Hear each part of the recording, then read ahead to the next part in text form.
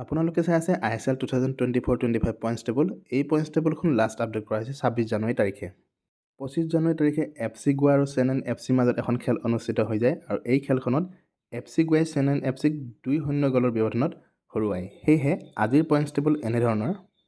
1 নম্বৰত আছে মোহন বাগান, 17 মেচ খেলিছে 37 পইণ্ট। 2 নম্বৰ আছে FC গোৱা, 17 মেচ খেলিছে 33 পইণ্ট। 3 নম্বৰ আছে বেংগালুৰু, 17 মেচ খেলিছে 28 পইণ্ট।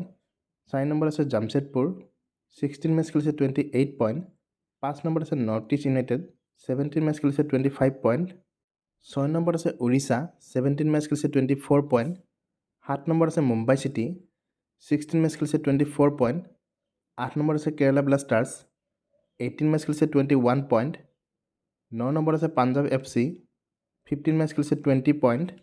10 নম্বৰত আছে চেন্নাইন FC, 18 মেচ খেলিছে 18 পইণ্ট। 11 নম্বৰত আছে ইষ্ট বেংগল, 17 মেচ খেলিছে 17 পইণ্ট। 12 নম্বৰত আছে হায়দৰাবাদ, 17 মেচ খেলিছে 13 পইণ্ট। আৰু 13 নম্বৰত আছে মহম্মদান, 16 মেচ খেলিছে 11 পইণ্ট। এই পইণ্টছ টেবুলখন লাষ্ট আপডেট কৰা হৈছে 26 জানুৱাৰী তাৰিখে। ভিডিঅ'টো ভাল লাগিলে প্লিজ লাইক শ্বেয়াৰ কৰি দিয়াৰ লগতে চেনেলটো ছাবস্ক্ৰাইব কৰি দিব। ধন্যবাদ।